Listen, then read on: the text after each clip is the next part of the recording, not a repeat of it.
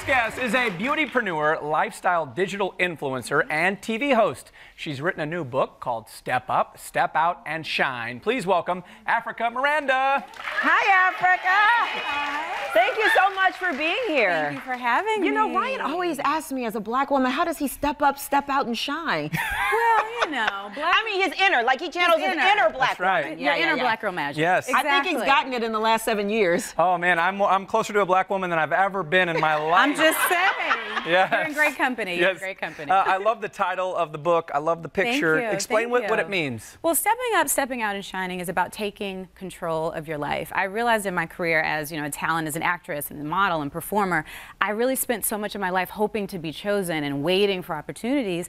And if I wanted to do something different, I had to make the change. I had to step up. I had to step out. I had to start shining. And it's really a guide for people that want more in their lives. We all feel like we could do more. Right. Well, how do you do that if you're so not confident or shy Absolutely. or withdrawn and you just constantly feel like, I can't do this? How do you step up, step out, and shine? It's breaking it up in small pieces because I'm still someone, no matter if I'm on a stage in front of thousands of people or 3 people, like right now, I'm super nervous. Really?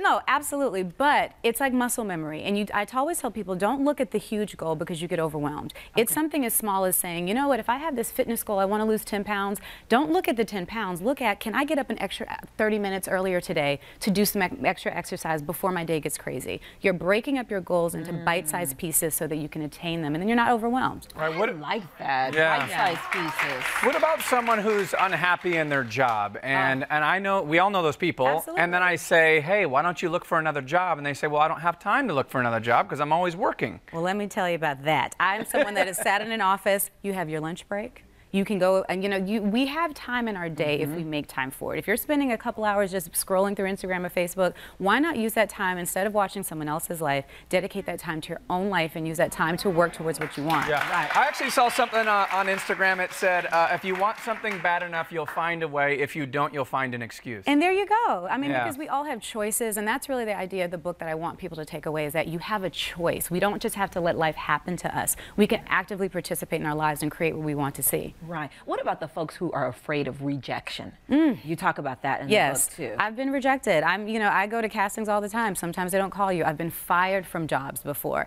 It happens. I think we need to stop looking at rejection as something to avoid, except that it's part of life. Rejection happens. I say in the book that you may fail, but you're not a failure. It's a part of our life. We look at what we can learn from it, so what we can do better, what can we change, what can we take ownership of, and you accept the rejection and you move past it.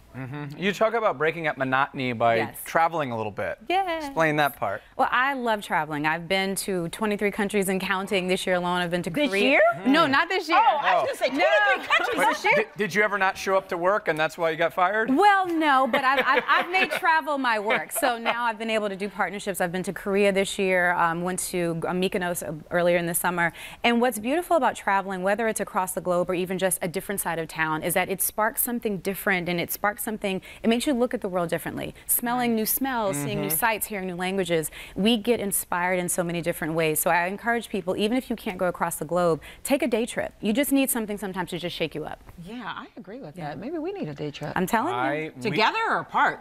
I would like to see it together. I would watch really? that. I would watch that. I was really kidding. I'm going to be really rich after this lottery hits today. So. There you go. I got to get you a ticket. He's going to be ditching me. But you also talk about, too, doing things that make you proud. Yes. It's, so many times we are afraid to say, like, I did a good job. Like, and for a long time, I wouldn't like telling people all the things that I do because I was afraid that it would sound obnoxious. But now I've just realized I should be proud of myself. I should be proud that I have a book. I should be proud that I have a show. I should be proud of these things. Don't be afraid to toot your own horn. Right. You're not being obnoxious. If you have worked hard, you deserve to say, yes, I did that. Okay, well, tell us about your show. So my new show is the Africa Miranda Show. It airs every Tuesday at 12 p.m. on Facebook Watch.